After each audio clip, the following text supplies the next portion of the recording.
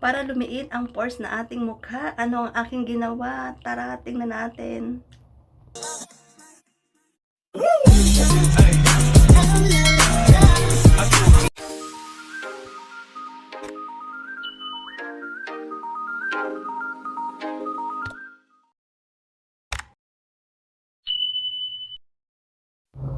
So what's up? So ayun na nga, gusto nyo bang malaman talaga kung bakit nga ba lumiit ang aking pores? Kumbaga inabawasan ng aking mga tigidig sa aking mukha. Ang galing mo talaga, Dahil talaga dati mga nakikita ninyo, nung bago ko dito sa Hong Kong, talaga namang tinagyawat ako. Ang sabi nila, ay kasi daw, baka daw sa klima. Kumbaga nag-ano daw yung aking mukha, reaction ng aking mukha. Ayun talaga namang aking tinagyawat. Dahil nga siguro ay ang lalaki ng aking butas ng aking mukha. Ayan, dadyan. O diba? So ano aking ginawa? Ang ginawa ko mga kananay ko, nung nandun pa ako dati sa, kahit nung nandun ako sa mga dati ko naging amo, talagang ginagawa ko, pagising ko sa umaga, yan, ganyan. Alam niyo, ni-scrub ko muna siya ng yelo. Yan. Ni-scrub ko siya ng yelo, tapos, kasi mentras na malamig, sa akin na, para sa akin. Hindi ko naman sinasabi na umipek sa akin yung mga ginagawa ko, imepek ko din sa inyo. Ako, ganyan lang talaga ang aking ginagawa. Kasi nga ako ay nagtitipid. Nagtitipid ako para sa sarili ko, para may maipadala ako sa mga anak ko.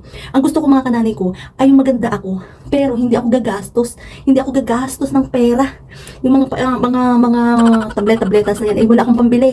Kaya ang ginagawa ko ay kung ano lang yung nasa bahay, kung ano lang yung nasa kusina na makikita ko. O diba? So, ang ginagawa ko, minamassage ko siya ng yelo. So, ayan, parang namamanhid siya. Ayan, kasi nga, nalalamigan na siya. So, ang tendency niya, mga kananay ko, lumiliit daw yung pores ng ating mukha. Tingnan nyo, oh. Yan. Kung nauso na ng vlog sa akin, na ipakita ko sa inyo din kung gaano kalalaki at gaano kadami yung aking tigidig sa mukha. Dahil nga, pag daw may malalaki ang pores natin sa mukha, napapasukan siya ng alikabok, ng dumi, ayan. Kaya, yung dumi namumuo doon sa ating balat. Mga kananay ko, hindi ako eksperto, pero base sa aking mga pinagdaanan sa buhay, mahal ako ng tagyawan. Nung minahal ko siya, iniwanan ako. Ayan, di ba? Hindi na ako masyadong tinatagawat. So, tatagyawatin lang ako yung kapag yung darating yung buwan ng dalaw, ayan, o di ba? Normal naman na yun sa atin. Pero yung iba, nai-stress, ayan, tinatagyawat talaga sila. So, ako ginagawa ko, syempre, tinutulungan ko din yung aking sarili. Syempre, kailangan mahalin ko ang aking sarili. O, di ba?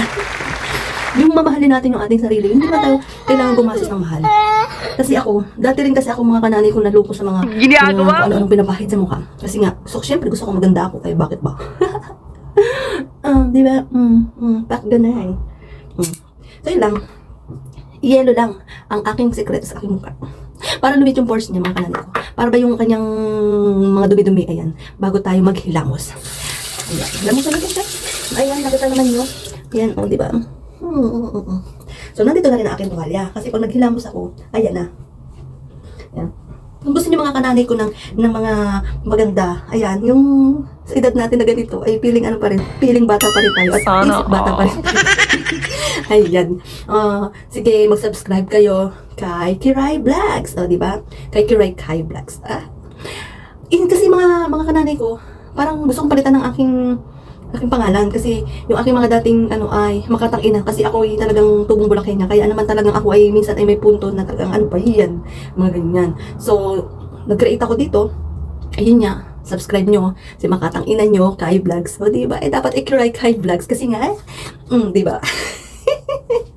kung gusto nyo lumigaya ang inyong buhay, diba? Dito tayo kay Kiray Vlogs. Tuturuan ko kayo kung paano, o bibigyan ko kayo ng konting tip, o yung mga nagtitipid dyan na nanay, mga walang pambili. So kung ano yung nasa kusina, ayun, ang aking papakita sa inyo. At talaga namang ginagamit ko yun. Siyempre, hindi naman ako mag-ano ng, okay sa akin to, o maging okay din sa inyo, diba? Karaniwan naman sa mga vloggers na ganyan, sinasabi na hindi ako nag-work sa akin, nag-fit sa akin, ay maging okay din sa inyo. O diba? So ako, para wala sa malang mga side effect, dito tayo sa normal. Dito tayo sa mga nature lang na mga pampaganda. Di ba? So, yun lang, mga kananay ko. Kung di pa kayo nakasubscribe sa akin, pwede kayo mag-subscribe, pwede kayo mag-like. Kung naaliw kayo, pwede nyo ring i-share para maaliw din naman ng iba. O, di ba? Dito tayo sa banyo.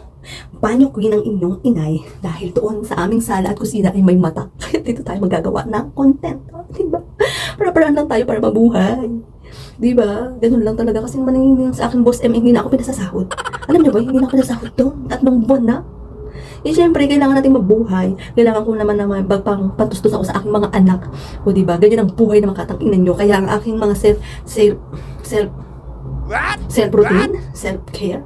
Ayun ko ano lang nakikita ko sa kusina, yung hindi na ako bibili. Oh, di ba? Thanks for watching mga kananay ko. Doon tayo kay Kiray Kai's Vlogs. Oh, di ba? Peace tayo. Yeah.